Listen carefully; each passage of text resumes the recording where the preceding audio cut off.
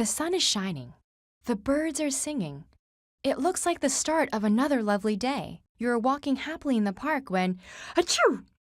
A passing stranger has expelled mucus and saliva from their mouth and nose. You can feel the droplets of moisture land on your skin, but what you can't feel are the thousands or even millions of microscopic germs that have covertly traveled through the air and onto your clothing, hands, and face. As gross as this scenario sounds, it's actually very common for our bodies to be exposed to disease-causing germs. And most of the time, it's not nearly as obvious. Germs are found on almost every surface we come into contact with. When we talk about germs, we're actually referring to many different kinds of microscopic organisms, including bacteria, fungi, protozoa, and viruses. But what our germs all have in common is the ability to interact with our bodies and change how we feel and function. Scientists who study infectious diseases have wondered for decades why it is that some of these germs are relatively harmless, while others cause devastating effects and can sometimes be fatal.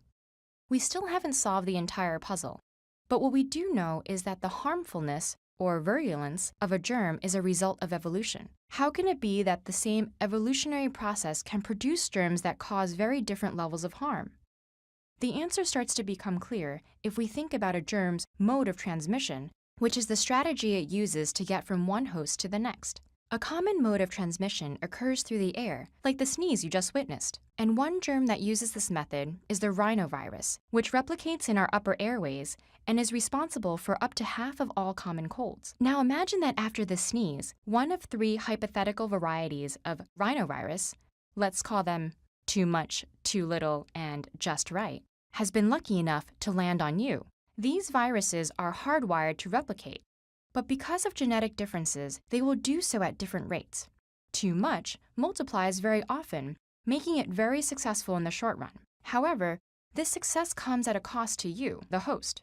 A quickly replicating virus can cause more damage to your body, making cold symptoms more severe. If you're too sick to leave your home, you don't give the virus any opportunities to jump to a new host. And if the disease should kill you, the virus's own life cycle will end along with yours. Too little, on the other hand, multiplies rarely and causes you little harm in the process. Although this leaves you healthy enough to interact with other potential hosts, the lack of symptoms means you may not sneeze at all. Or if you do, there may be too few viruses in your mucus to infect anyone else. Meanwhile, just right has been replicating quickly enough to ensure that you're carrying sufficient amounts of the virus to spread, but not so often that you are too sick to get out of bed. And in the end, it's the one that will be most successful at transmitting itself to new hosts and giving rise to the next generation. This describes what scientists call trade-off hypothesis.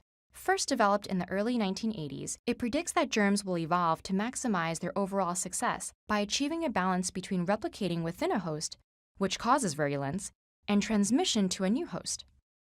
In the case of the rhinovirus, the hypothesis predicts that its evolution will favor less virulent forms because it relies on close contact to get to its next victim. For the rhinovirus, a mobile host is a good host, and indeed, that is what we see. While most people experience a runny nose, coughing, and sneezing, the common cold is generally mild and only lasts about a week. It would be great if the story ended there, but germs use many other modes of transmission. For example, the malaria parasite, Plasmodium, is transmitted by mosquitoes. Unlike the rhinovirus, it doesn't need us to be up and about, and may even benefit from harming us since a sick and immobile person is easier for mosquitoes to bite. We would expect germs that depend less on host mobility, like those transmitted by insects, water, or food, to cause more severe symptoms.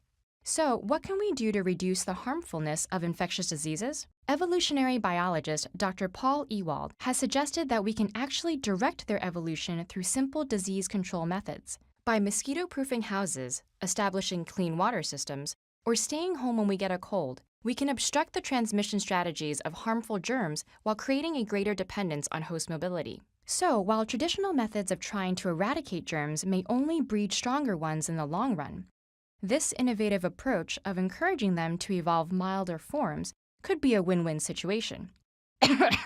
Well, for the most part.